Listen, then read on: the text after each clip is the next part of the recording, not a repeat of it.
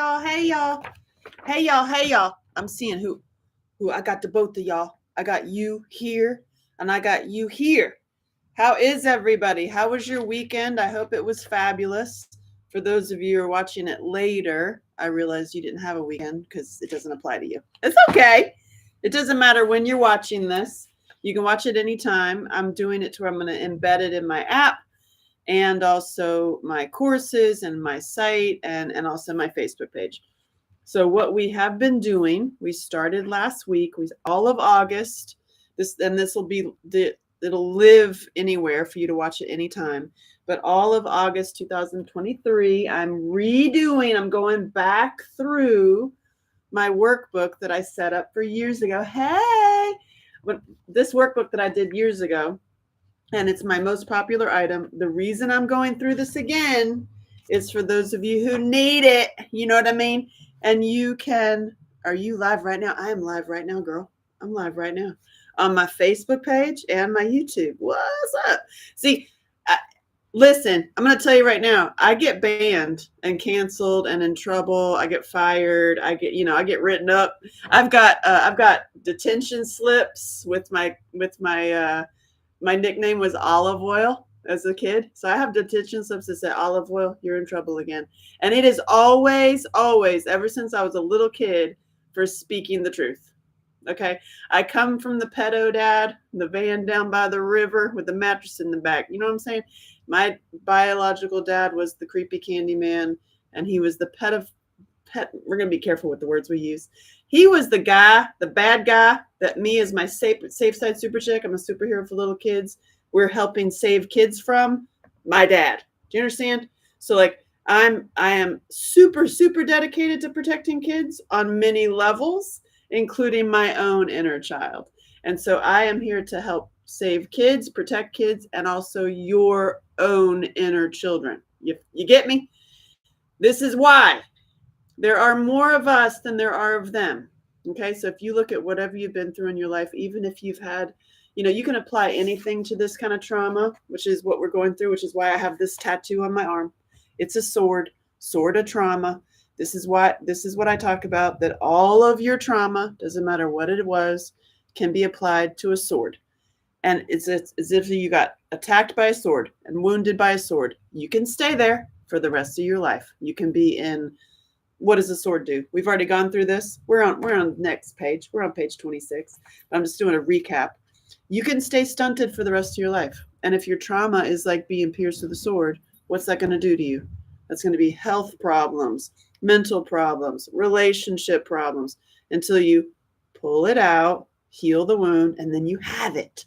So we're working on when you have it, and we're getting there. And many of us have been through so many types of traumas, whether it was your childhood, whether it was something you witnessed, whether it was your latest relationship with a narcissist online, social media dating, what? I'm sure I hear those stories all the time. It's like, so I have a joke, like when people say like, I can't believe that happened to you.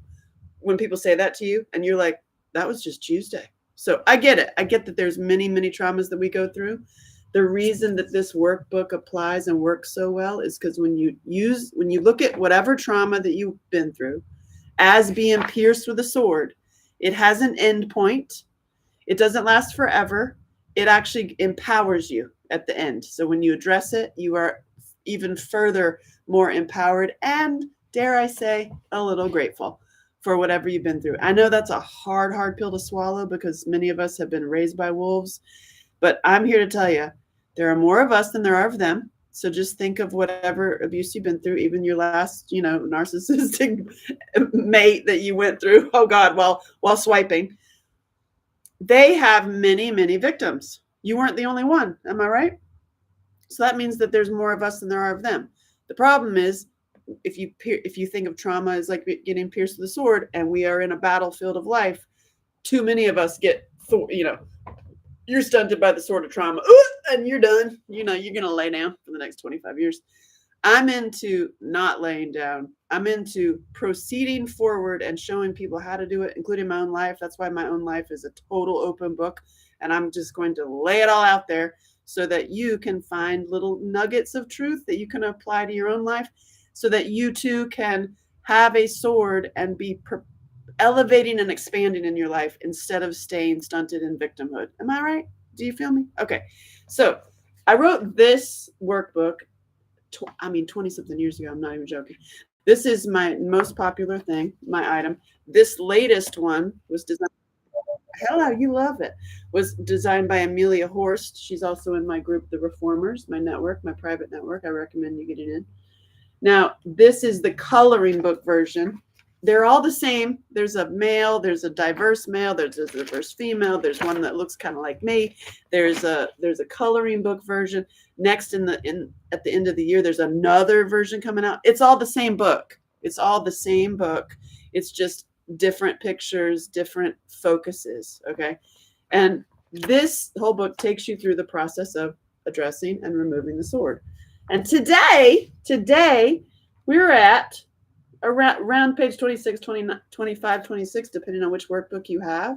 You can watch these by yourself. You can use it in a support group. You can have this particular book. You can get them on Amazon to actually print. I recommend that you write them out, the answers. I'm an author. I write books and movies and screenplays.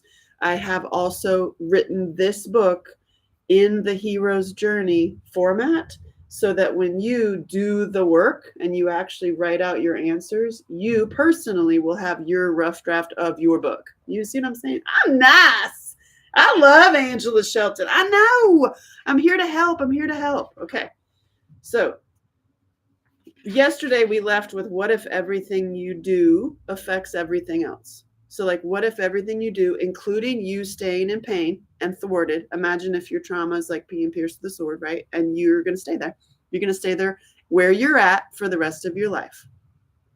You know, that is going to affect everything you do. Am I right? Or you can remove it and heal the wound and be a real warrior in your life. And that affects everything you do. So everything you do, even if it's nothing, affects everything around you. And you know what? We get hit all the time. We get hit by traumas all the time. Like I'm not at home with my drums right now because I had an issue with my car. So, but you know what? You just got to deal with it. And I also went on an amazing camping trip and I'm covered in mud too. There's that happened too. You know, I mean, live the best life you ever wanted is what I say. So we are at a moment where we're going to go back in the workbook and just think about your happy memories. I want you to just like, you can color this if you want.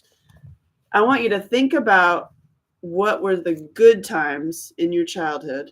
I mean, some people are like, what childhood? When? What good times? What did you love to do as a kid that you lost all track of time? What was it, Heather? Like, seriously, what did you do that you lost all track of time? Me was doing crazy improv dances. Do you remember the fold out of Saturday Night Fever, and Grease specifically Grease? You know, the fold out album. Anybody around the same age as I did? So I would do the fold out albums and I would place them up, and then I would do these totally wild improv dances, acting out every part. So fun. So like that's mine. So like, what's your crazy like childhood memory that you loved that you had? And some people don't have that. And I want to just hold you and give you some love right now. That let's make that up, you know? So what do you do now that you totally lose track of time and you're in a space where you're like, ooh, I'm just gelling. I'm happy. I'm so happy that I just lose track of time. Remember those days when we used to play outside and that they'd have to get us inside because we're stuck. We can't get enough of playing outside. Remember those days? Let's get back to that, shall we? So really, where did you lose track of time? Many people coming from trauma used to climb trees to get the hay out, the hay out of their house. They used to go write things, draw, hide. Seriously. I mean, you might develop an escape room. Seriously, like this is where we're leading. Like, what did you love to do and what did you lose track of time doing? Animals, coloring.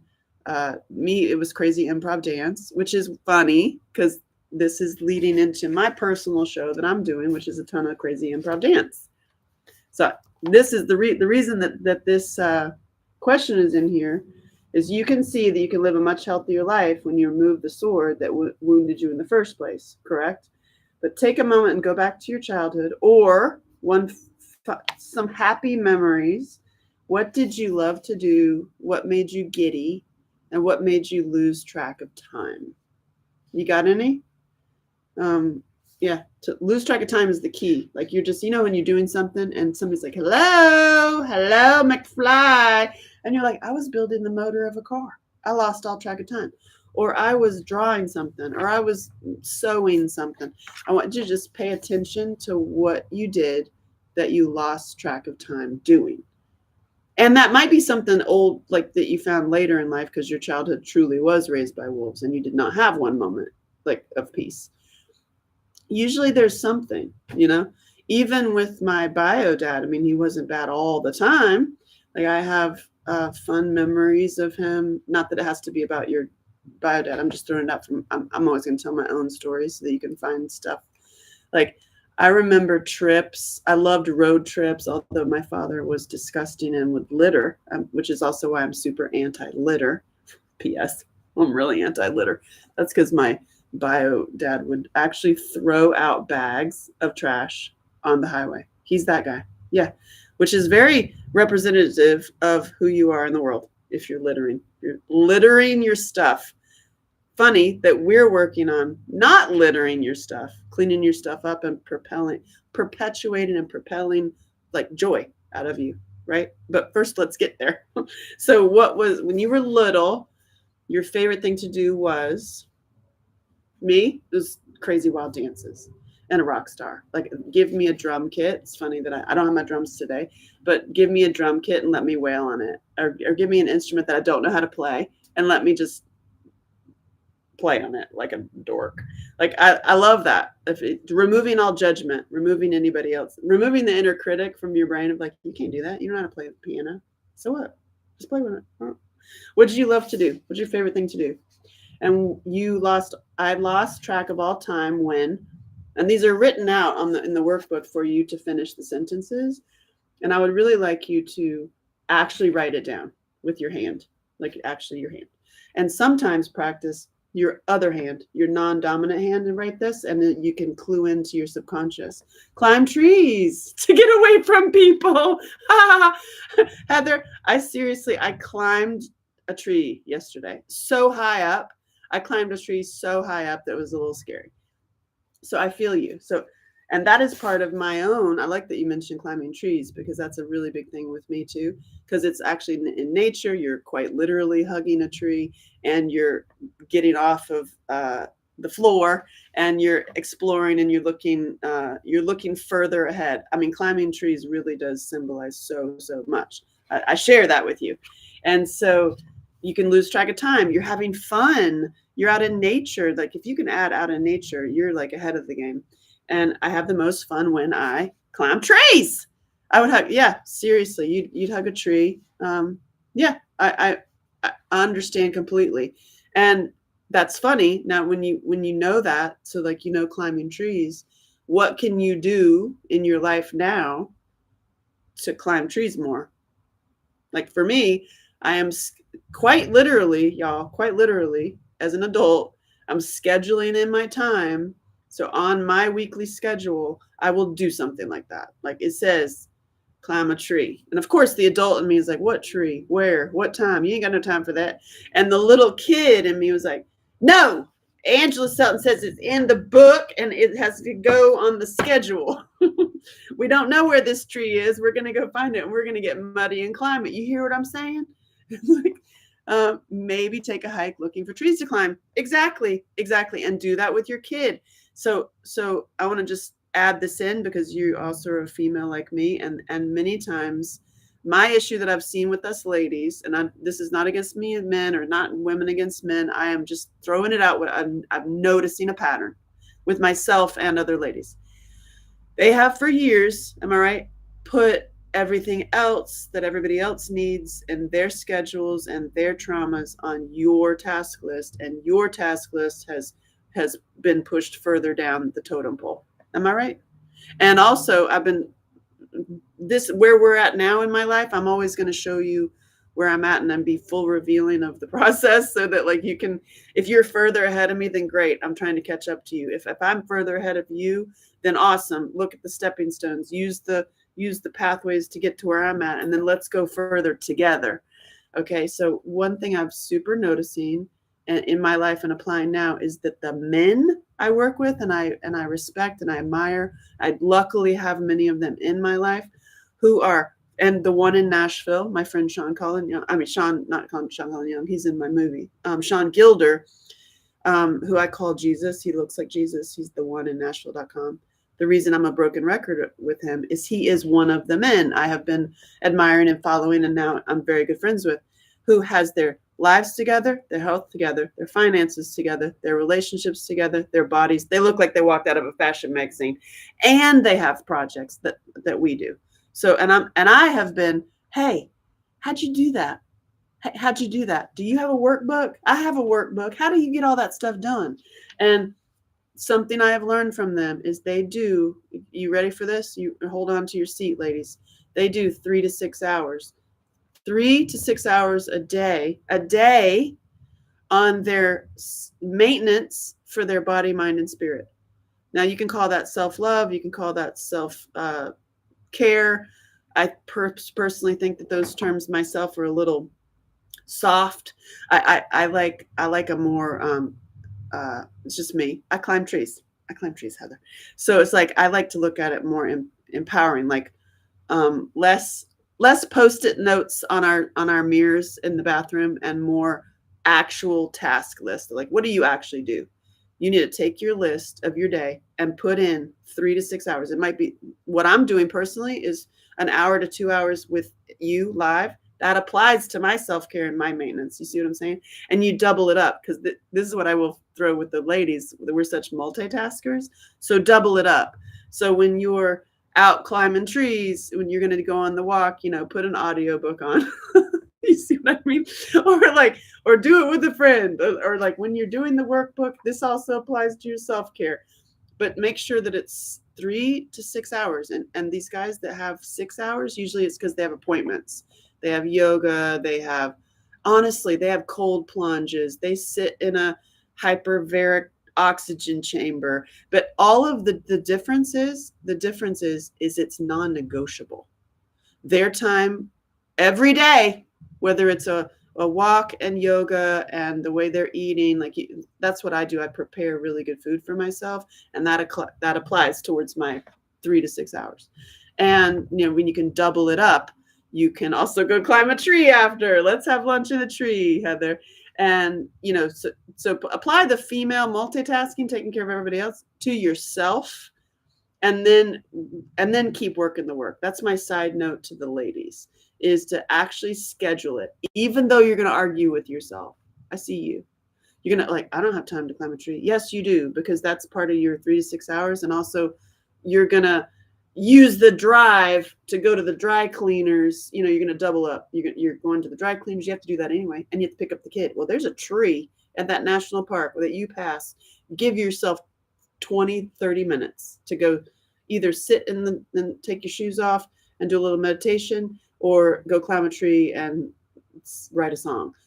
You see what I mean? It's scheduling it in. It really does work, and it's profound. And it also goes back to the workbook. Yes, I was thinking the same thing. And I'm going to come see you. Nice. Let's do it. I'm in. I got some spots.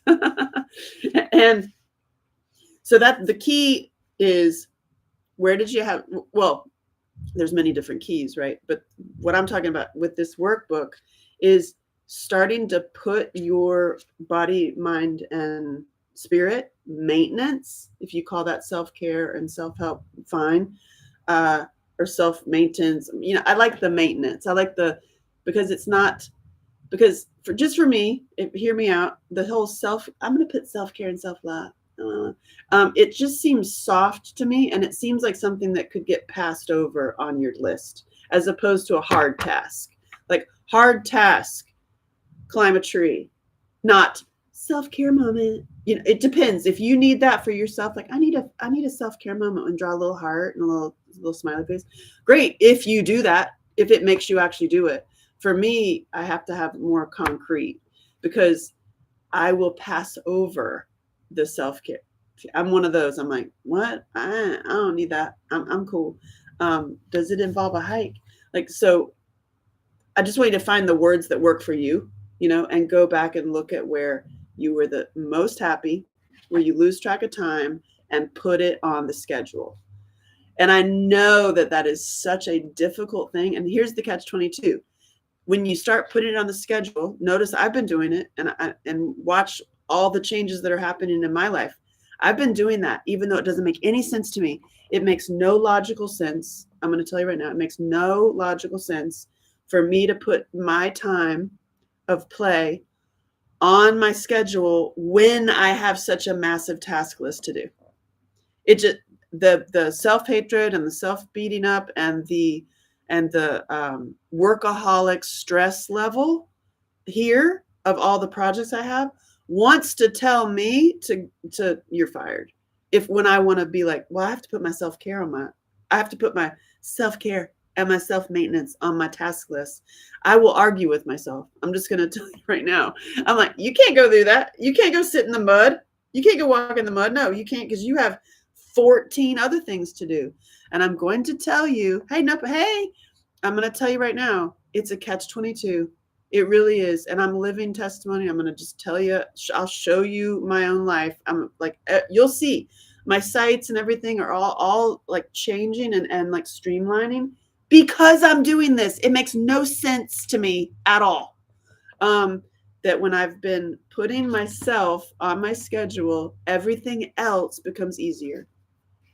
I mean, it doesn't make any sense. So I'm going to tell you right now, it doesn't make any sense to me because I'm like, you should be getting to your task list, not sitting in mud. But the thing is, when I have sat in mud and sat and like actually pull myself away, unplug my phone, leave my phone in the car and go sit in mud or climb a tree or something, when I come back to work, my work is more profound, faster, maybe even funnier, and I get more done. And I understand that makes absolutely no logical sense to me because in my world, I have been staying up until 2, 3 in the morning, getting 3 hours sleep on just a super train of like, let's get it done, let's get it done, let's get it done. And then I get sick, I get my back pain showing up again. I have like, now I'm just stressed out. And now I take, and then I don't get as much done. Even though I've committed all the time of my day, even while I'm eating, to working. And the past 6 months, I've been stopping that. And it's like, wow. And also leading up to my show, which is also why I'm redoing this so that you can journey with me. Because I know that I'm not speaking to the wind here. I know that you're like, oh, wait, I do that. Am I right? Like, you're like, oh, yeah. So, like, I genuinely understand that putting yourself on the task list is strange. It really is. And some people, usually men, are the non-negotiable. They're like, oh yeah, no, that's non-negotiable. Ladies who are listening to this who need to hear it. Non-negotiable. I'm going to take my shoes off and walk in the mud for 30 minutes. Sorry, phone's off. What is she doing? Seriously, I'm learning with you, and that is a huge thing for me. And I've learned it from the men that I watch and I emulate and I respect. And I'm like, how'd you do it? How did you do it? How the hell does Tony Robbins or all these people get all their stuff done? Like, how? By unplugging. How does that make any sense? So it does. It's weird. It's weird. So today, just focus on what makes you happy and lose track of time. What's yours, Jackie? A nice little walk. Happy and lose track of time with a crazy task list. I was on a task list right before this, until like 8:22, and I was going live at 8:30. And there's a part of me that's like, you can't go live at 8:30. You haven't finished this task. I'm like,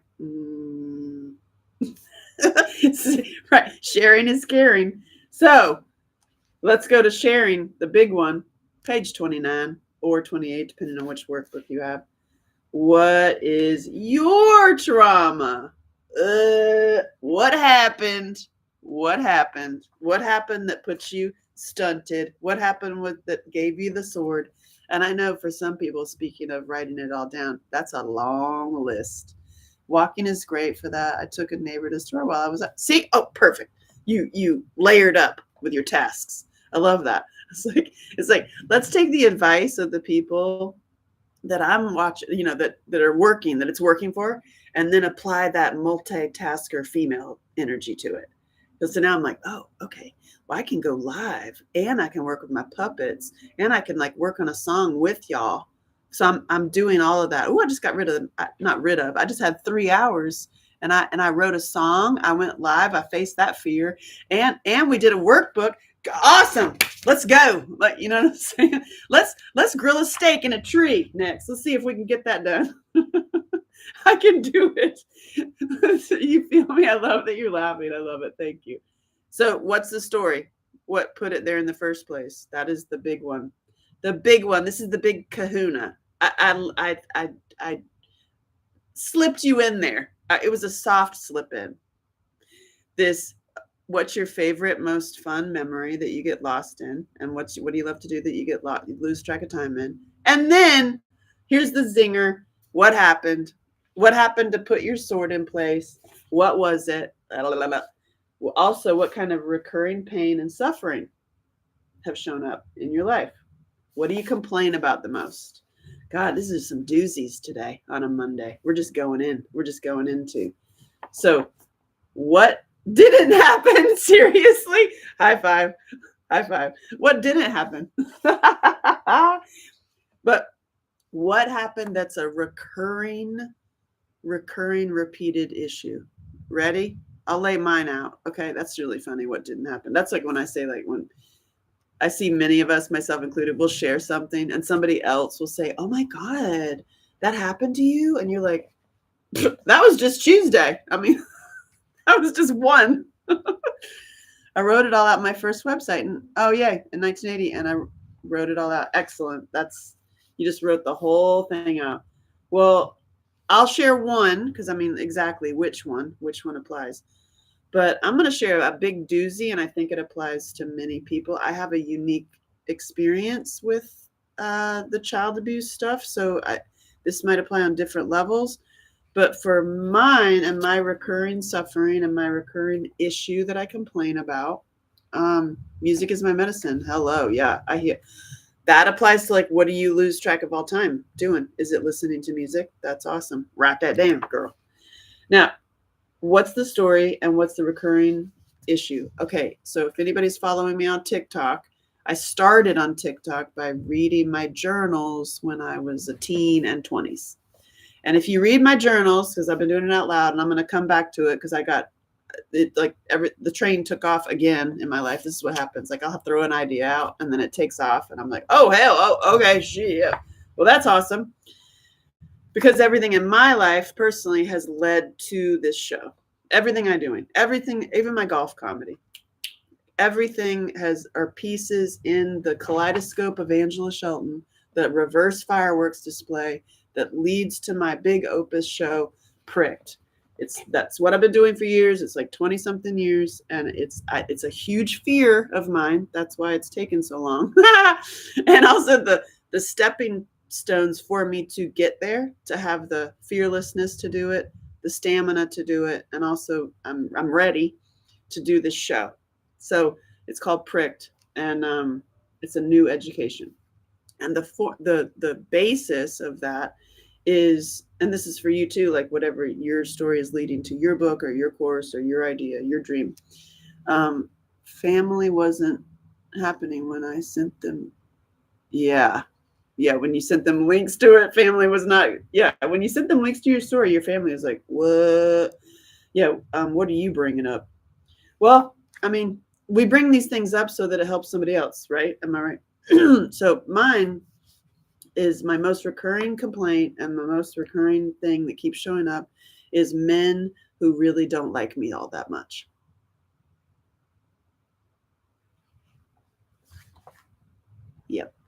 that I am like, but I love him, but I love him. It's literally like it's a broken freaking record, and it's in my all my journals. It's like, oh, he's so great. Love. He's not really into me. Not really into me. Not really showing up. You waiting for the headlights to show up around the corner at night. You know what I'm saying? You feel me? And the headlights aren't coming. That's dad. It's dad. So this like desire for the dude who doesn't really want you would be my dad. Okay. And so I have had a recurring theme in my life, and I'm like, oh my god. And if you really dissect it way down, if you go down and dissect, like, where does that come from? it my uniqueness, my unique story, because everybody's a little bit different, is my dad was the abusive one. He abused other kids, but not me. Okay. So I was abused with other kids. So like I was with my sister, I was with my brother, my stepbrother, or my stepsister. I was never solo. Okay. So he would, I'm going to be inappropriate. It's like, how far can we go on? So, this is the messed up. My stepmother worked with him for the abuse. This is what happens in a lot of families. It's not a secret, actually. They're like working together. So my stepmother would legitimately open the door for her daughter, my stepsister, to go in the room with my dad, who was, let's just say, prepared, okay, on the waterbed. And I was left outside the room. It was send my sister in, shut the door. You see me? So education time, exactly, yeah. And so I was left out of the room. So in my little brain, as my kid brain, I wanted to go in the room. I wasn't getting that attention. Why does she get to go in there? Which is thanked by lucky stars. I did not have to go in there. My sister has a totally different experience than I do. You feel me? And I was stuck in my little brain of, I'm not wanted. I'm not, dare I say, sexy. I know that's really inappropriate, but it's like, you got to think little kid brain, not wanted, not sexy, not desirable. Thank God. But it's the interpretation, right? And so that neural pathway was implanted in my brain. And so I started modeling. I started acting. At 8 years old, I started acting. 14, I started modeling. Then I became an actress. Then I became an international model. I lived all over the world. I was on the cover of magazines. I did inappropriate pictures. I did, there's a lot of me out there. And if you really dissect it, it's trying to be on the front page of to be chosen and wanted and sexy. I mean, it's real. I've said it time and time again. Let's refresher. Let's repeat ourselves. Sometimes we have to just keep repeating it. Life is like an Excel spreadsheet. Life is like an Excel spreadsheet. You have all these experiences. It will lead to other experiences and other addictions and other belief patterns until you change the equation. And mine was, I'm not wanted and not chosen. And so two different things happened. One, I was really attracted to angry men. Like, if you just dissect my past relationships and ex-husbands, you will run into some rageaholics. Like, they're like a repeat of themselves, and they're repeat of my dad. You know what I'm saying? You hear me barking? Yeah. And you're like, oh my God. And so you really dissect that, and you see, okay, you've been through it goes back to the sword, right? So you've been through this trauma. You're going to keep repeating the trauma to keep the sword in, because it's too scary to actually look at what put the sword in place. So, and this is why this section of this workbook is, just look at it. We're just acknowledging it. You don't have to go cry about it and take it out today. You don't have to like really deep dive these, like, wait, what? Just notice it. What are you complaining about the most? My recurring complaint in my life personally has been, he just doesn't really want me. He doesn't really like me all that much. He's not really supportive of me. He doesn't really want time with me, blah, blah, blah. Like, it's the same freaking thing. insert new face. And it's like, wow, well, that's a pattern. That's a pattern. And just look at it. Like, so what is the story? My story is I was not wanted and not. So I became superhero. I'm a superhero that goes after and helps save kids and also goes after the perps. I am a perp problem. Like I will kick perps out. I've done it before. Hey, you're welcome. I will like walk them out. You know, even as a little kid, when I was 8 years old, that's when it started. When I got taken out of my dad's home, I started calling out perps. I just was like, that guy. Like, I just did it, and I got in trouble. You know, and I got reprimanded, and so that there's a recurring theme also. There's like my recurring theme of my little badass self, and then also the fearful self of like you're not wanted, you're not chosen. And I've had to do my own process, which we'll go further into it in this, of like how you unravel those thoughts and like choose yourself. Like you're chosen. You're so awesome. I love you. Look at your hair. You're cute. I don't care you got that weird thing on your face. You only got one earring too, but you're cool. I love you. You're awesome. So like, I choose you. So it's all reframing your brain and rewiring your traumas, because we can believe it. It's just like the sword. You can believe that. I mean, look at me. I was a model for years. I have a spicy link that was top 5. I'm definitely not unwanted. I'm definitely not ugly. I'm definitely not an ugly piece of crap left under a rug. It's like goes back to Angela Shelton Anonymous in my documentary, she always said, she's lower than a dog. I'm lower than a dog. I'm lower than a dog. No, that's what her dad told her.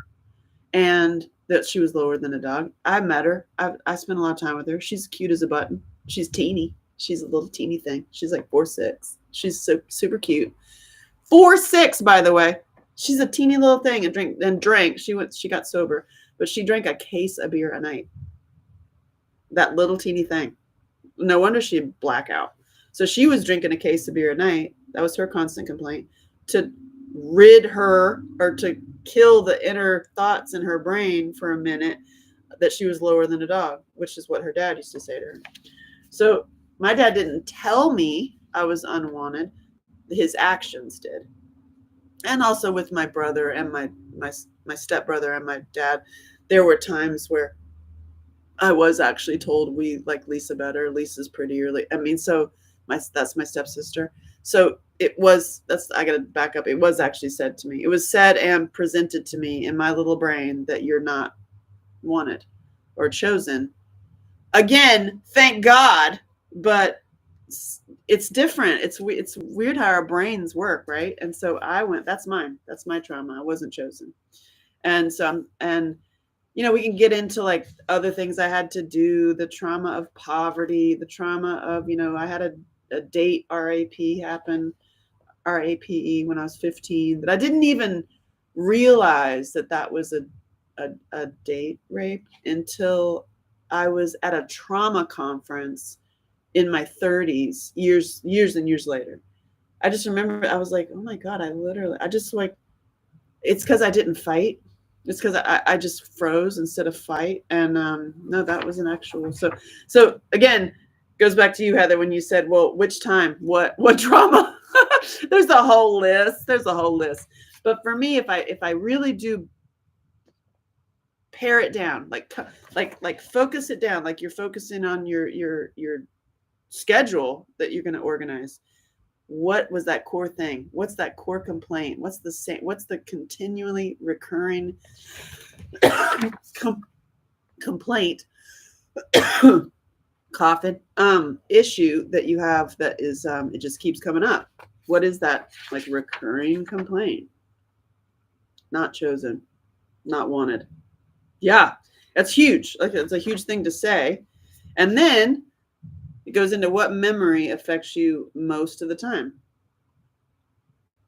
It like keeps coming up. It's usually a memory that you need to dissect and like, let's unravel it and like take ownership of it back,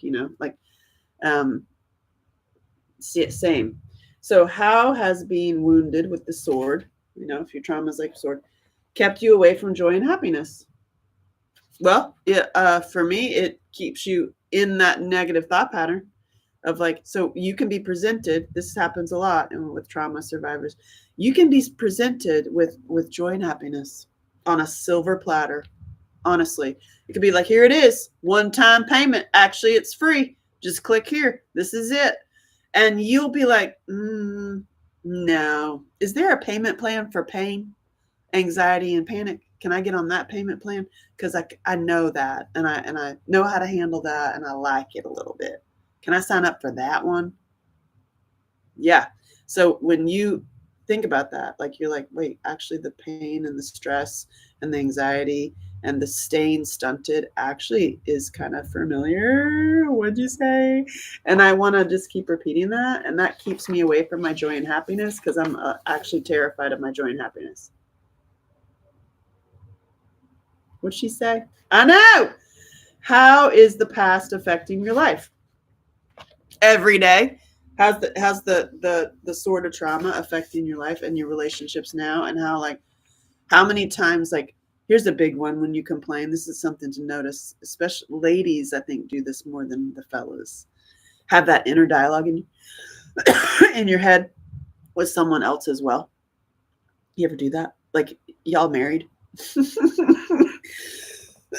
Y'all married and have like or in relationships where you have negative thought patterns and dialogues going on in your head of things you want to say.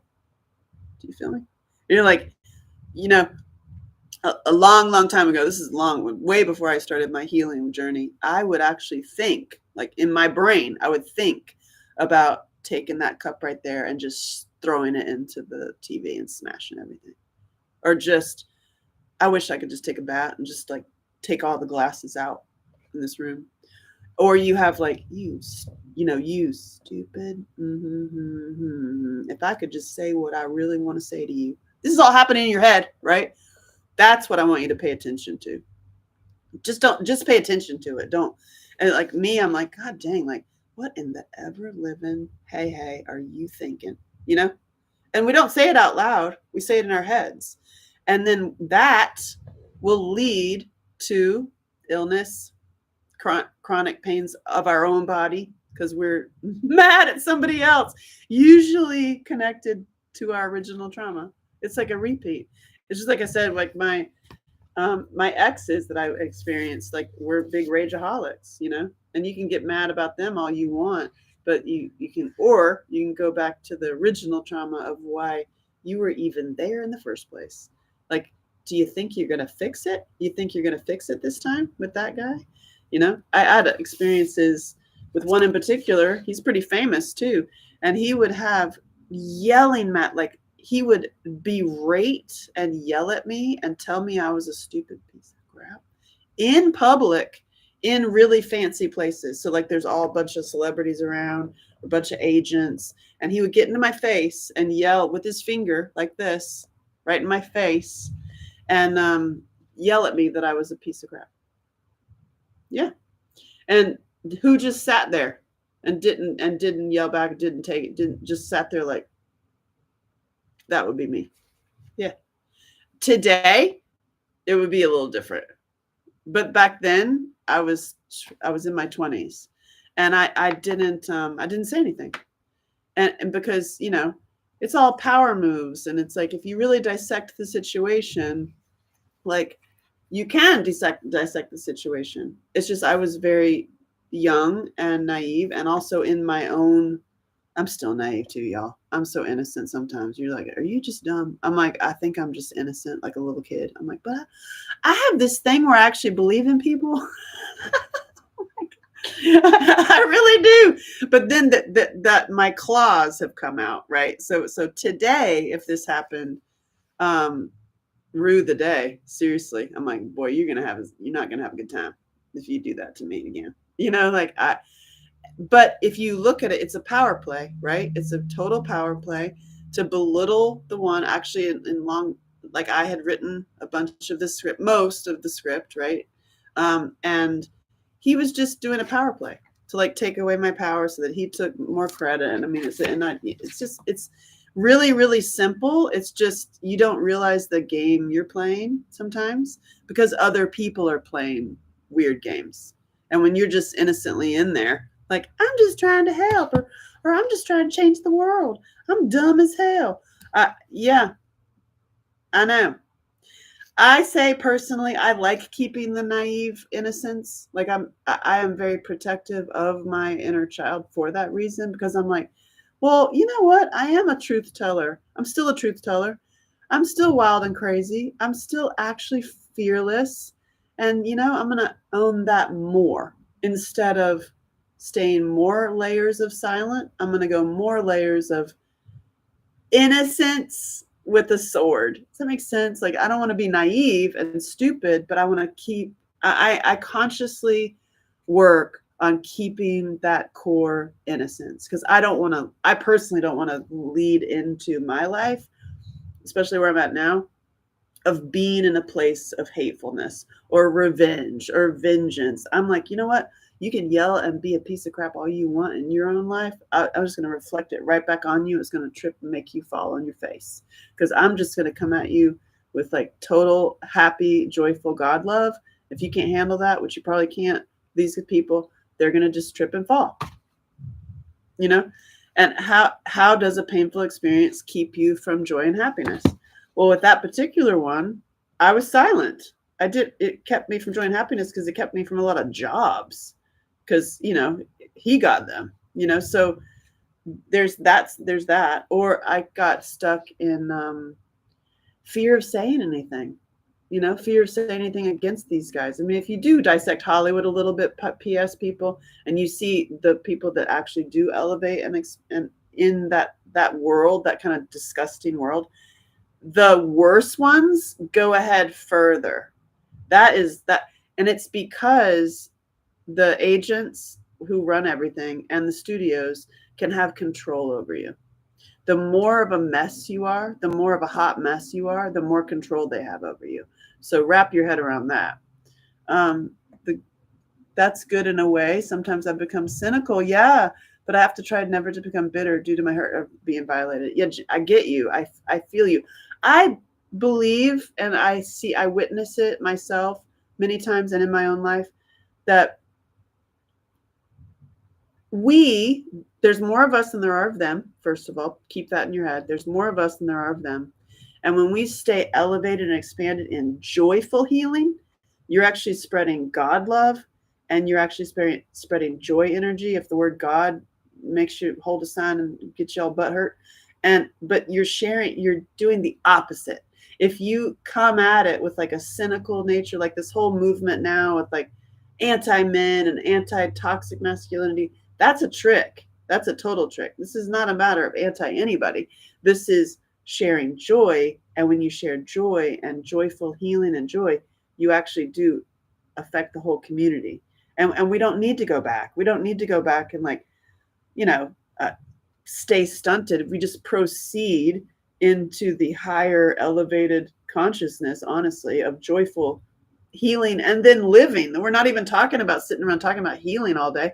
I don't want to do that. I don't want to sit and talk about the sword of trauma and healing all day. I want to climb a tree and try to cook a steak up there. Let's build a tree house. I mean, seriously. So I guess I expected to, due to my childhood with my dad, and my dad tried to say he was prepping me for the cruel world. Whoo, Lord. I feel you. My dad, same. It was education in the home. Yeah, we got an education, didn't we? Woo, Gene, we got some education here, over in here, these parts. We got some education. So I recommend you write down your education in the workbook, and then you're going to have your book. Mm-hmm. So there is a story. This makes me laugh in the workbook where it says the story. My story is, it's only 2 pages. Good luck. You can add more. It's like, don't get stuck with these 2 pages. I just use it as an example because many times you're like, oh God, do you have a book to write it all down? It's like Jackie, she wrote it all online. And, so wherever you write your story, just go to the key moments, excuse me, I had some fruit that did not settle. You needed a big platform. Yeah, you needed a lot of pages to write out your whole story. But the key with writing out your story for this workbook and for me and the sword is really think about the pieces of the story that are linked back to you complaining. So what is your constant complaint in life? It's a total recurring complaint. If that complaint is, for me, like for example, is like, he just doesn't really like me, doesn't really want me. I got to get the hell out of here. Um, Decades later, yes, now I see him as a character. Seriously, you put him in as a character in your book, gal. Seriously. So look at what you're constantly complaining about and then write it from there, right? Do you understand what I mean? Like, so it's like, what are you constantly complaining about? My mom has the constant complaints about her mom being abusive. I think that's a ding, ding, ding, ding, ding, ding. And also constantly complaining about men who did something, yada, yada, yada. Because you'll get to the core of it's you. It's not the men, it's you. So I'm like, why'd you say? For example, I talked about it on Friday or the other video, depending on when you watch these, that when I clued into really being radically honest, like this work requires, and to really have the sword at the end and to get into sword play and actually like we're going to level up and like we're going to do warrior like sword sharpening lessons, like that's where we're headed. Okay. So, but we need to look at, because I'm in there too, that constant complaint and where it is keeping you stunted, and where you have to be really radically honest. And when you start writing it down, your radical honesty will show up, especially when you write it freehand. And also times try writing with your non-dominant hand to answer some of the questions, and some more subconscious will come up. For example, for me, I had this aha moment that I had been with angry men because I was so angry. And as soon as I saw that, when I was doing this work the first time, I was like, oh, like I never even put that two and two together, because we spend so much time complaining about other people's behavior. What's your behavior? And mine was stunted and silent, but I'm still with the guy that is the yeller or the rageaholic. And that didn't make any sense. And I was like, oh, it's because I'm angry. When I clued into that it was me who's so angry and wasn't actually using or utilizing or expressing my anger at all, except on myself. When I just clued it in, it was just like how I got out of back pain, how I got out of a wheelchair. It was a thought. As soon as I was like, what'd you say? Attracted to angry men because I'm angry. I'm like, oh, well, huh. As soon as I made that distinction in my brain, my attraction to angry men was gone. Like it's almost like I can see him a mile away and I'm not interested. It's really weird. It's weird, but it's not weird. It's perfect. I love it. Thank you. And I'm by no means like perfect in that in that era. Really. I'm like, wait, what? I still have that. Like, I love that guy. He just doesn't quite like me. So like, I'm in there with you, sisters. So, but the angry ones, it just went away. It was really like, huh. Now it's like the avoidant one that doesn't want you. You know why? Because I am. Ding, ding, ding, ding, ding, ding, ding, ding, ding, ding, ding. Right? So what is holding you away from joy and happiness? Constant complaining about the past. Is that what it is? Maybe. What holds you back from being happy? Right? Morning, Angela. Hey. Yeah, you feel, yeah, you know the feeling, right? Yeah, I know. The thought of facing trauma and going through the process of recovery brings up what? Fear, right? What would you have to do? What would you have to let go of in order to move past this like recurring, issue? Like you'd have to move past, like if you were actually going to remove the sword of trauma, right? And get it a tattoo. You don't have to get it tattooed on your arm like me. I just did that. so I can present it to people and start a conversation. But what are you going to have to let go of to move past? Yeah. Hello, darlings. Yeah, what are you going to have to let go of? It's probably going to be the negative thought patterns in your head. I was just skipping ahead. I was just giving you a hint.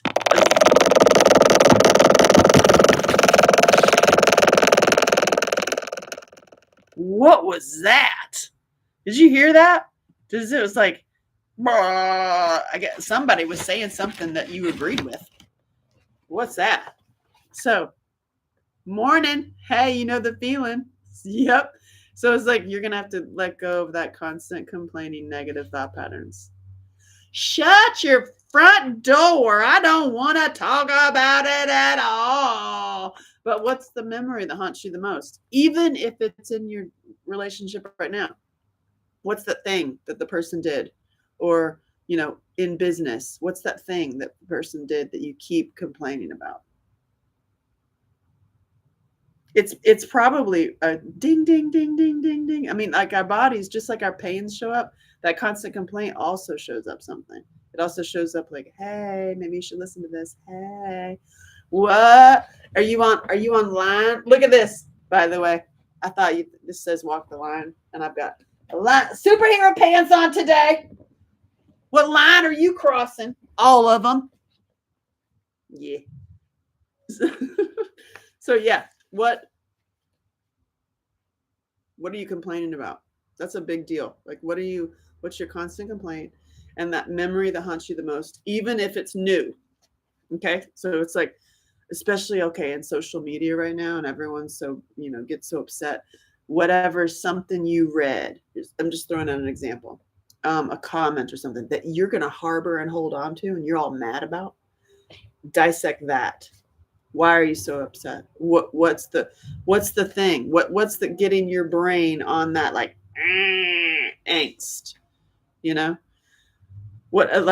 Somebody didn't do something. Somebody said something. It's a constant complaint that you keep bringing up in your own brain or with other people. Any new people in your life show up and you're like, anyway, I got to tell you something.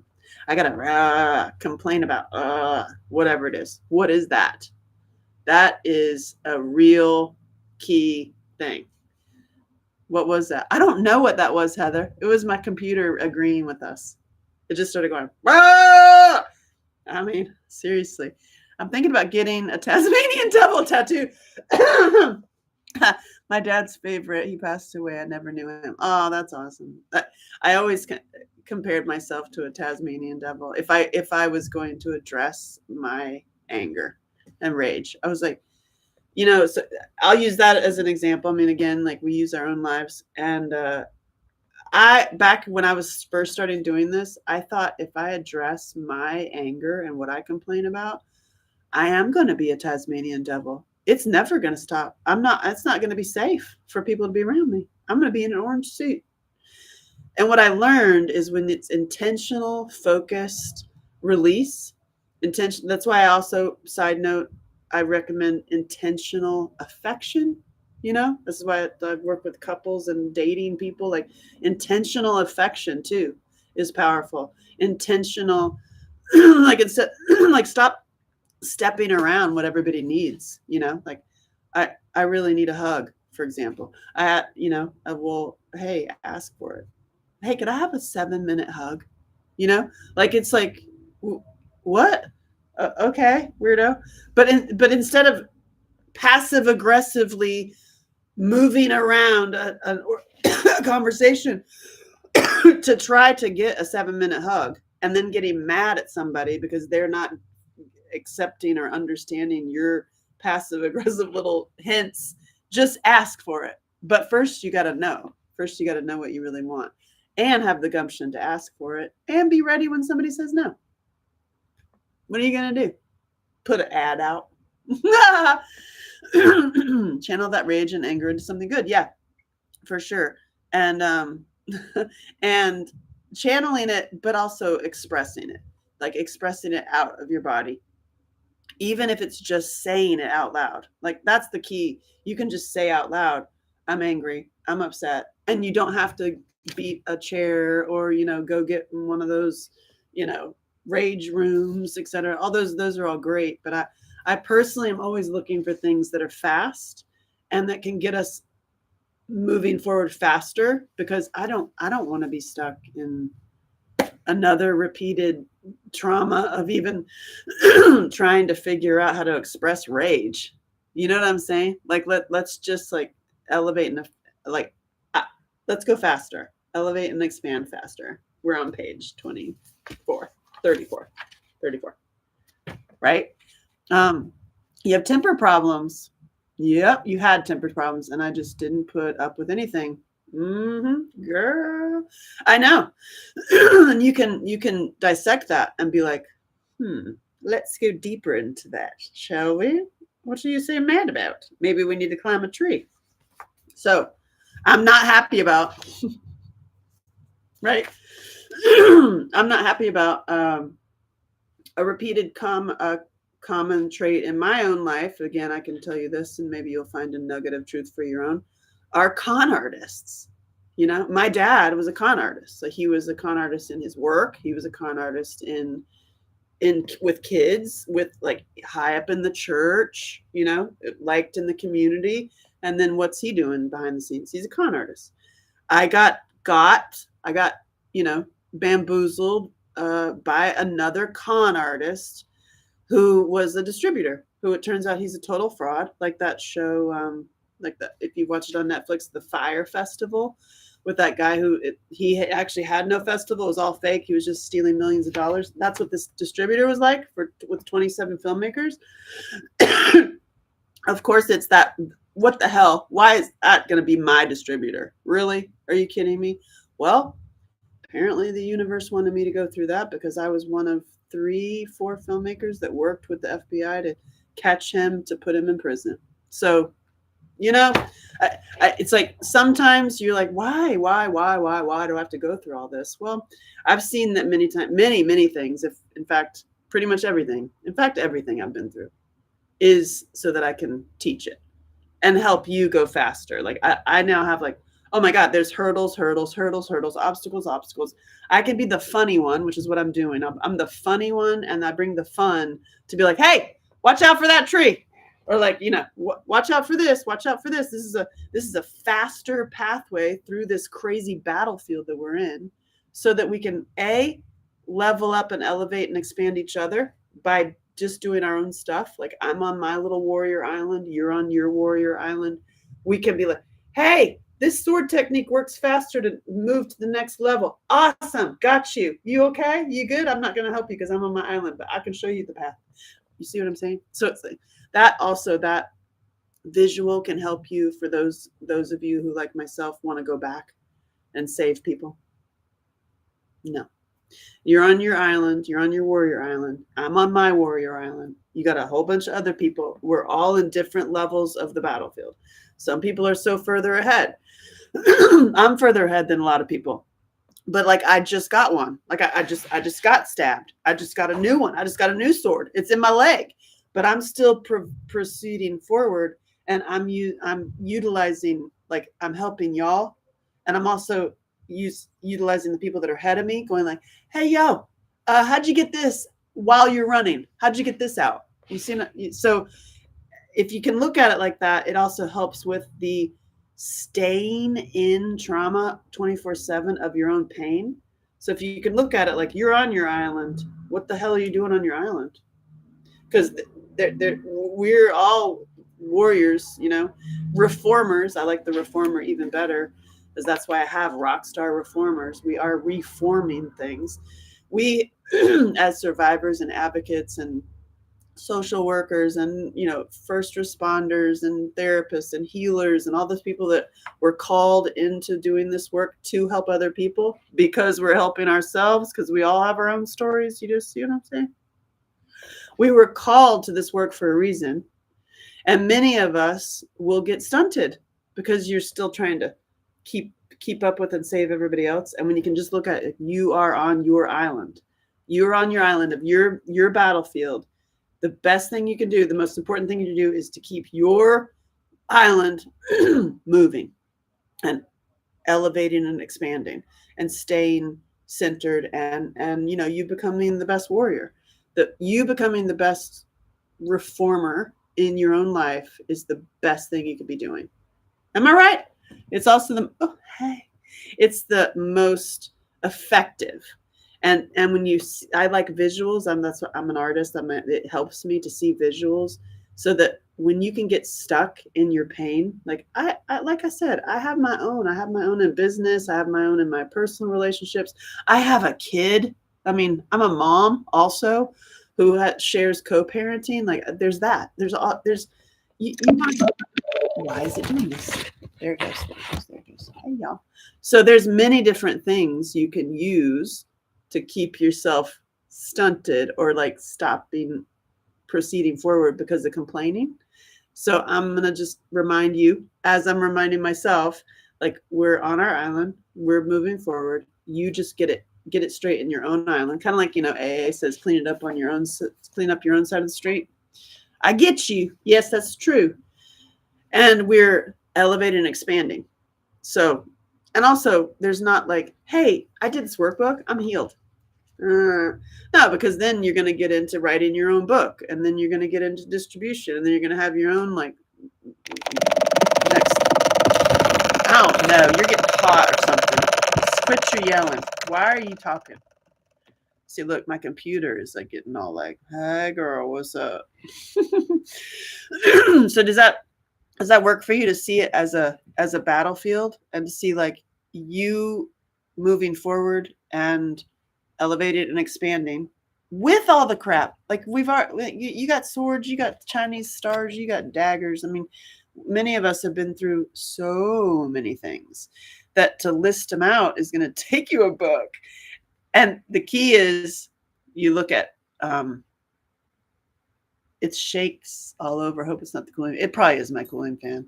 This laptop, which is another thing I can complain about all day long, is full. It's just full. I mean, I've got 19 tabs open. You know what I mean? Thank you. Send me cool vibes and new computer. I don't know how I got a totally new computer. I just know that it happened. Hey, I said, hi, dog. Hey, dude. You gonna work on your sword? How you doing? God, he's so cute. I love him. So anyway, does that work for you? Does that work, like seeing it as an island, and then we help each other, just like, we got our buddies here. We help each other, but with examples. Sometimes you stare off into space and think about things. Yeah, the love song, like a love song in a battlefield. Ooh, I like that. That's great. Like the song "Love is a Battlefield." It is so true. But also that made me think of like, maybe I need to write a love song for all of us in our battlefields, of just like, keep going, realize that, wherever you are is exactly where you are, and don't judge that either. Just keep proceeding forward, even if you're like bleeding, wounded, don't know how you're going to get out of this one. Just, I know. I've been there, because we're dealing with some heavy stuff. I mean, we're dealing with like some major child trauma and traumas in your lives, and it has the ability and this to keep you stunted for the rest of your life. Many of us have been. I mean, I joke, but I'm not joking. Like, that's why I say I do comedy that's not funny. Is I stopped my own self, my own wacky, crazy dances. Like, go back to the first moment of today, was look at what you lost track of time doing. Me, it's doing crazy dances. And that's what I love doing. And still, when I am, I love you. Hour's up. I'll see you later. I'm going to sign off here in just a second, but I wanted to end with this. At the beginning of this, I said, what do you lose track of time doing? Mine is dancing, and dancing like a lunatic. And to see me dancing is like an epileptic fit seizure. Like, it's like, I did tear my ACL dancing to Leonard Skinner's Simple Man. I mean, if you can't get how I love the electric guitar from that sentence, I tore my ACL dancing to Leonard Skinner's Simple Man in a field of flowers. Okay. At sunrise. And I slipped on the do, and I did the splits, and I don't do the splits, and that is how I tore my ACL. So you can kind of get an idea of Angela Shelton crazy dances. Can you not with that? And uh, so I'm a crazy dancer. I stopped crazy dancing, for 10 years, for 3 years, for 6 months, for 2 months, whatever. You could link them back to a time I didn't do it because it made somebody else uncomfortable. hmm And you can apply that to your life on many different levels. You stopped your comedy, you stopped speaking your truth, you stopped writing that cookbook, or whatever it was, whatever you stopped because somebody else told you to stop, or told you that it wasn't good, or told you that you're making me uncomfortable. You're embarrassing me. Can you sit down? You're embarrassing me. Right?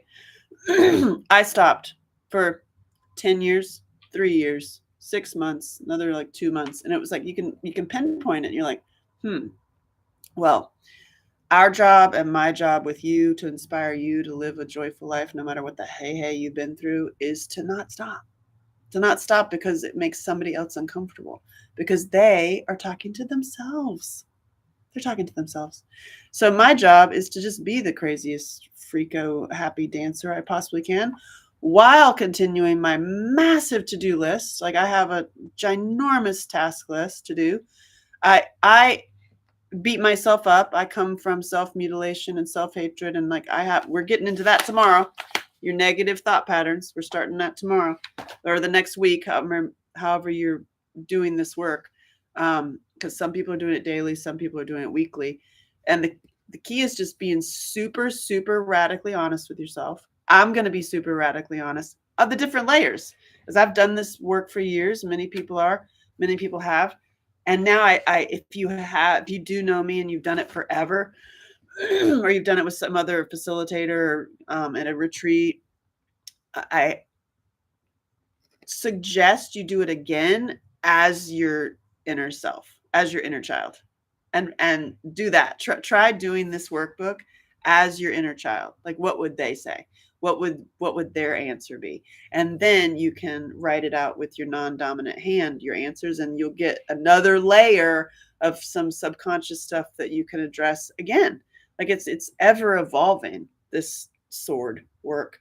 And I'm going into, like, at the end, next step we're going to do actual sword lessons, y'all. We're not joking around here. We're doing actual sword lessons. What'd you say?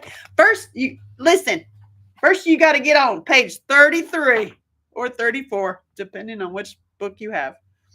So, thank you. That would be a beautiful sight to see. Yeah, me tearing my ACL. I am a crazy wild dancer. I start dance floors. That is my favorite thing in the world to do. And that is very, very much what I do. That's very much what I want to do. Also, my next phase of coming to your town, because I'm on the road again. I'm going to Nashville in September for my first one back on road. And though I cover many subjects, it depends on the audience that's bringing me, because I can behave. I've spoken in front of a group of 500 cops. I've done, the forensic nurses conference. Like, I do also conferences where I behave. I get that. But then I also start dance floors. And that is intentionally sharing joy and happiness in the face of fear. And it's always the one song, the first song out with the naked dance floor, empty dance floor, makes people look at you like you're crazy. And I am going to be the one. I'll be the one that goes first. And they're like, hey, crazy pants, who's the crazy one? Who brought her? And thank you. That's what I always get. Whoever brings me, they always get, who brought her? And thank you. That's awesome. So I'll start the dance floor and also, just like, I'll start these conversations and people think it's crazy. And they're like, oh my God, what is she doing? And then the next person comes out at the second song. Just like we start sharing this workbook again. And then my show, all of this is leading up to me doing my show, which is like, I'm going to reveal it all. I'm like, oh God, you think I've been revealing before? It's about to go. It's about to turn up. It's about to turn up. And as I reveal more, I'm going to look crazy. And people are going to be like, what is she doing? And then y'all are coming right along with me. And you're going to do your own crazy stuff, elevated joy stuff. And then we elevate and expand together. And guess what? We're hiding right in plain sight. And we're in a battlefield, y'all. It's awesome. So I'm super excited for what's happening. It's an honor to be a part of it. And rough edges and all, like, again, I'm not on my drums. I got to fix my car. I need to fix that. My computer's telling me weird stuff, and it's like, ah! And you could add that to all the layers that'll try to stop you from doing what you're doing. Am I right? Yeah, girl. So proceed. Sometimes you have to proceed with caution. You're optimistically cautious, cautiously optimistic. But don't hurt yourself, but you go forward boldly into removing the sort of trauma, and then you have it tattooed on your arm. You don't have to get it tattooed. You don't. But how's that? Did that resonate good with you? Is there something today that you're like, I feel that? What are you complaining about? Key points. What are you complaining about? And what is that thing that you love doing that you lose track of time? Thing you love doing that you lose track of time. What are you complaining about? And what's that story? What's that story? And then that's it. Don't go further. Like, don't start jumping off the islands yet. Like, you just island hopping.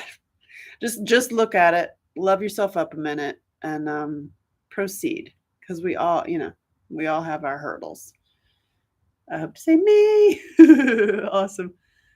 So I was just in Nashville on Saturday. Yeah, Nashville is so great. Please go ride bikes with my buddy, Sean Gilder at Music City E-Bikes.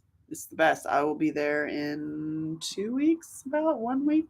Probably. So I think you're awesome. Thank you so much. And do the work, because it works. And it's not work. We need to change that. Play. Can you schedule some playtime for me? Can you do that for me? I will see you tomorrow. Yay! Yay!